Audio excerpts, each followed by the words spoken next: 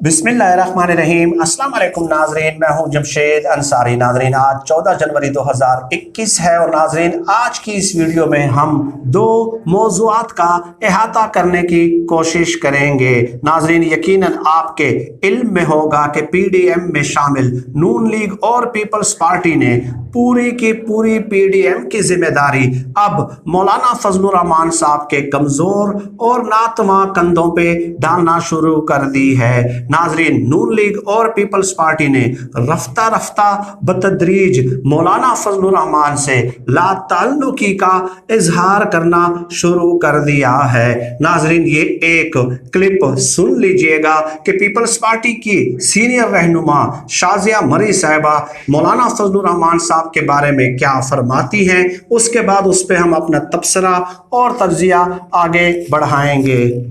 मेरा वहीं का वही है कि पीडीएम की बातों में इत्तेफाक क्यों नहीं है। राहुल साहब ने कहा इस्लामाबाद पहुंचेंगे तो इस्लामाबाद पहुंचेंगे, तो फजलुर रहमान साहब जो जीएचक्यू वाली बात कर रहे हैं वो क्यों कर रहे हैं? वो तो पीडीएम के सरबराह हैं। देखिए, मैं हर एक की तकरीर का ऑपरेशन तो नहीं कर सकती, इसको इतना सीरियस ना ले। सारी जमातें पहुंचेंगी इस्लामाबाद, डी चौक, इस हुकूमत को तैयारी पकड़ लेनी चाहिए। नाजरीन, आपने सुन लिया, हामिद मीर साहब शाजिया मरी साहिबा से सवाल पूछ रहे हैं कि आप तो कह रही हैं कि हम लॉन्ग मार्च इस्लामाबाद की तरफ लाएंगे, लेकिन मौलाना फजलुर रहमान साहब जो कि पीडीएम के सरबराह हैं, उन्होंने ऐलान किया है कि लॉन्ग मार्च का रुख जीएचक्यू रावलपिंडी की तरफ मोड़ दिया जाएगा। तो शाजिया मरी साहिबा कह रही हैं कि मौलाना फजलुर रहमान साहब के बयान को इतना सीरियस ना लिया जाए। नाजरीन, ये ला ताल्लुकी का इजहार नहीं है, तो ला ताल्लुकी का इजहार करना और किसे कहते हैं। नाजरीन, कल की एक वीडियो में राना सनाउल्लाह साहब का एक बयान आपकी खिदमत में पेश किया था, जिसमें राना सनाउल्लाह वाज़ेह सराहत के साथ ये कहते हैं कि लॉन्ग मार्च होगा तो सिर्फ और सिर्फ डी चौक पे होगा। गोया नून लीग ने और पीपल्स पार्टी ने अमलन अपने बयानात के जरिए जो है मौलाना फजलुर रहमान साहब को संजीदा न लेने का फैसला किया है और उनसे बतदरीज अब ला ताल्लुकी का इजहार किया जा रहा है। नाजरीन, ये तो मामले का एक पहलू था। अब दूसरे मौजू पे बात करते हैं कि मौलाना फजलुर रहमान साहब इस बार किस मिशन पे हैं। इस किस्म के बयानात के जरिए, मन गढ़त बयानात के जरिए, मन गढ़त इल्जामात के जरिए और अपने इश्तियाल अंगेज बयानात के जरिए आखिर मौलाना फजलुर रहमान साहब किस एक बड़े चोर और डाकू को इस बार मुल्क से फरार कराना चाहते हैं। नाजरीन, थोड़ा सा मुख्तसर बैकग्राउंड आप लोगों की खिदमत में पेश कर दूं कि साल 2019 में मौलाना फजलुर रहमान साहब जब आज़ादी मार्च के साथ इस्लामाबाद आए थे, तो उस वक्त आपने देखा कि उन्हीं दिनों नवाज शरीफ को इलाज की गर्ज से बैरून मुल्क जाने की इजाज़त दी जाती है। नाजरीन, आपने वो मनाजिर भी खुद अपनी आंखों से मुशाहिदा किए होंगे कि नून लीग और पीपल्स पार्टी ने मौलाना फजलुर रहमान साहब का आज़ादी मार्च में साथ नहीं दिया। नून लीग ने मौलाना फजलुर रहमान साहब का साथ महज इसलिए नहीं दिया कि वो नवाज शरीफ की वाज़ेह हिदायत मौजूद थी। नाजरीन, नवाज शरीफ ने आज़ादी मार्च को अपने हक में इस्तेमाल किया और आप लोगों ने देखा कि वो बैरून मुल्क फरार होने में कामयाब हो गए। मैं इसे फरार होना ही कहूँगा। डेफिनेटली बाद में जो हालात वाक़यात हमारे सामने आए, उससे वाज़ेह तौर पे ये साबित होता है कि नवाज शरीफ साहब एक दिन के लिए भी अस्पताल में एडमिट नहीं हुए।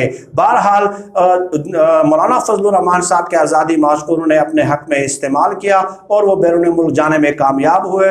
उसके बाद आपने नाजरीन देखा होगा तसलसल के साथ के JUIF के जितने भी सीनियर रहनुमा टीवी टॉक शोज में पार्टिसिपेट करते रहे, जब भी उनसे सवाल किया जाता था कि आपके आज़ादी मार्च का तो मौलाना फजलुर रहमान साहब को नुकसान हुआ है, वो खाली हाथ वापस लौट गए हैं, अगर इस आज़ादी मार्च का किसी को फायदा हुआ है तो वो सिर्फ और सिर्फ नवाज शरीफ को हुआ है और आपने नवाज शरीफ को बैरून मुल्क फरार करार दिया भाई। तो मौलाना फजलुर रहमान साहब के सीनियर रहनुमा ये कहते थे बिल्कुल ढटाई के साथ कहते थे कि हमें फ़ख्र है कि हमारे आज़ादी मार्च का नवाज शरीफ को फ़ायदा हुआ है। वो फ़ख्र का बाकायदा इजहार करते थे। गोया एक ऐसा शख्स जिसने इस मुल्क में 3 बार वज़ीर आज़म बन के लूट मार के रिकॉर्ड कायम किए हैं, उस चोर और डाकू को बैरून मुल्क फरार कराने में ये लोग जो है ना फ़ख्र महसूस करते हैं।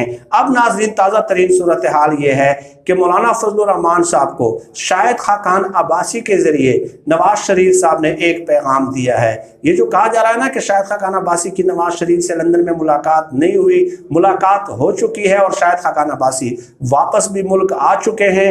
नवाज शरीफ का पैगाम शाहिद खाकान अब्बासी ने मौलाना फजलुर रहमान साहब को दिया है कि मौलाना साहब आप डट जाएं, आपने मुफाहमत इख्तियार नहीं करनी, आपने अपने लहजे में नरमी इख्तियार नहीं करनी, आपने अपने मौक़िफ़ में नरमी इख्तियार नहीं करनी। क्या वजह है? क्योंकि नवाज शरीफ साहब तो बैरून मुल्क मौजूद हैं भाई, ठीक है। नवाज शरीफ का मौलाना फजलुर रहमान साहब से ये कहना कि मैं आपके साथ हूँ, इस बात की कतई तौर पे कोई जो है ना हैसियत ही नहीं है, ठीक है। कि नवाज शरीफ तो खुद बाहर मौजूद है, वो किस तरह मौलाना फजलुर रहमान साहब के साथ हैं? वो तो लंदन के फ्लैट्स में है और हसन और हुसैन नवाज के दफ्तर में जाके वहाँ पे कॉफ़ी पी के और उसके बाद जो है ना कभी कभार टेलीफोन एक रब्ता कर लेते हैं। तो उनका साथ होना और ना होना कोई माने नहीं रखता।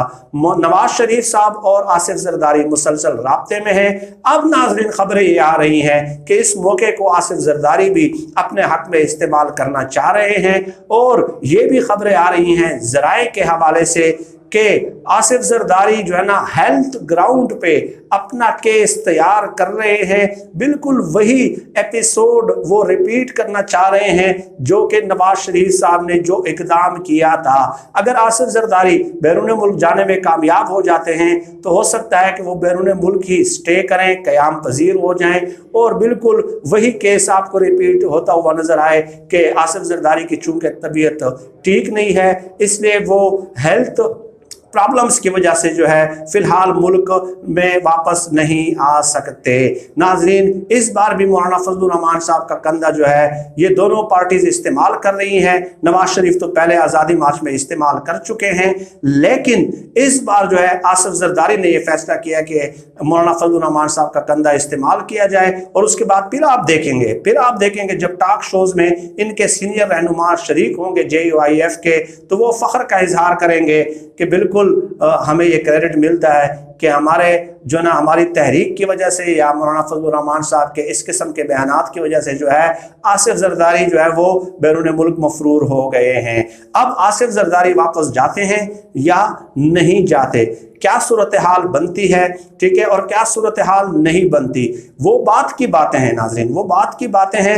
लेकिन इनकी इंटेंशन यही है, मौलाना फजलुर रहमान साहब की इंटेंशन यही है, क्योंकि इन दोनों पार्टियों ने मौलाना फजलुर रहमान साहब को भी जाहिर है हर इक़्तिदार में हिस्सा बकदरे जुस्सा दिया है। और नाज़रीन, ये बात भी मैं बता दूं कि चाहे कोई भी बाहर जाए, आसिफ जरदारी बाहर जाए या न जाए, मैं एक बात 100% जो ना कन्फर्म्ड आपको बता सकता हूं कि इमरान खान साहब जो है वो इस गेम का कतई तौर पे ना कभी हिस्सा हैं, ना कभी हिस्सा रहे हैं और ना ही वो कभी हिस्सा रहेंगे, ठीक है। इमरान खान साहब के हवाले से मैं ये कह सकता हूं, इमरान खान साहब ही जो है ना वाहिद रुकावट हैं इन तमाम मामलात के सेटल करने में। और इसलिए इमरान खान साहब ने बारहा जो है कई टीवी टॉक शोज में ये भी ऐलान किया है कि अगर मेरा इक़्तिदार जाता है तो चला जाए, मेरी कुर्सी जाती है तो चली जाए, लेकिन मैं इन लोगों के साथ कंप्रोमाइज़ नहीं करूँगा। लेकिन बहरहाल ये इंतहाई तासुफ का मकाम है और खजालत का मकाम है, खिफ़त का मकाम है, शर्मिंदगी का मकाम है मौलाना फजलुर रहमान साहब के लिए